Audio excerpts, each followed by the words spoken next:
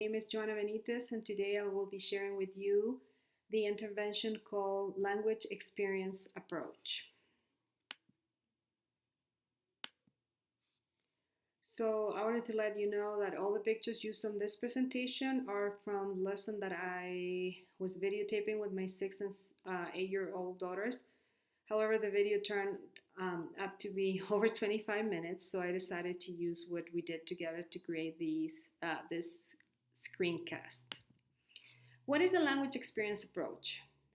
It is also called LEA, and this is an intervention where students are exposed to an experience and then share it with their teacher. So the language experience approach is an activity-based writing lesson that helps students to see connections between experiences, what is spoken, and the written language. There are many variations for the LEA, but these are basically the same. They follow the same similar pattern. Students share an experience either in class or outside of class on a field trip, and then they return to class to create a follow-up activities. The goal of this LEA variation that I'm going to show you is to create a text with a compare and contrast pattern. So on day one, the first thing that you should do is read the objective with the students and clarify what students will be doing during the next 5 days. In this case, the objective is I will be able to create a text with a compare and contrast pattern, and then just make sure that the objective is visible to students. On day one, again, the students will compare and contrast two experiences. Since I'm using my daughters, we will be doing swimming class and free swimming. We're doing these activities because this is something that they do almost every day. So then the teacher, during this day, the teacher will lead the discussion and she will take notes on chart paper. So here we can see the objective, the number of the lesson, and we can see the chart paper for comparing the experiences of swimming class and free swimming. So here we see same and different. So here's a picture where I have already completed both parts, same and different, based on what the students have told me, and in this case, my daughters. On day two, the students will dictate a group story to the teacher using the chart from the previous day. The teacher will guide the format of the story by asking students how the activities are the same and then how they are different.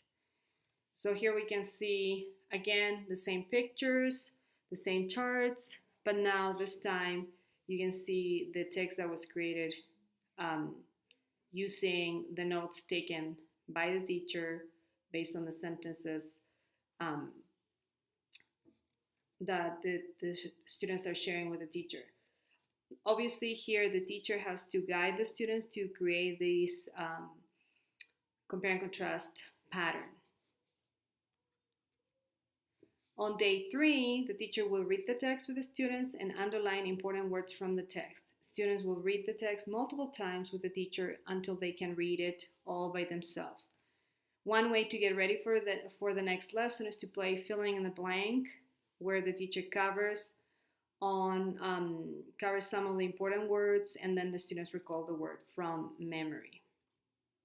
So here's like where the teacher and students underline or box important words, and so we did some of them, not all of them, but this is what the teacher and the students should do that day.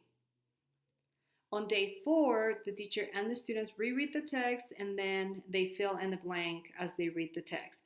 The teacher makes sure that the words that are missing are the ones that the students and the teacher selected together the previous day.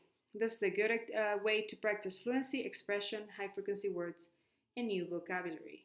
So here we can see both texts, one with the underline or box words, and the second one is where the teacher and the students will be reading the paragraph again, the text, and then they will be completing or filling in the missing words um, within like the paragraph. On day 5, the teacher will go over what they did the last 4 days, and then each student will rearrange a scrambled version of the story in the correct order. So here we can see an example of the overall lessons from day 1 to day 5, and here is the different sections of the text where the students have to rearrange the paragraph. Okay, so I hope this was a helpful intervention to use with your students, and thank you again. Bye.